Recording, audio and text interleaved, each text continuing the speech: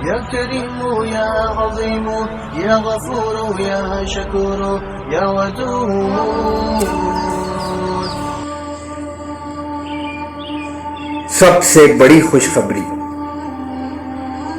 اللہ رب العزت نے اپنے حبیب صلی اللہ علیہ وآلہ وسلم کو کیا مرتبہ عطا فرمایا تھا کہ اللہ تعالیٰ ارشاد فرماتے ہیں، اے میرے پیارے حبیب صلی اللہ علیہ وآلہ وسلم، اور آپ کا آنے والا وقت آپ کے گزرے ہوئے وقت سے زیادہ بہتر ہوگا۔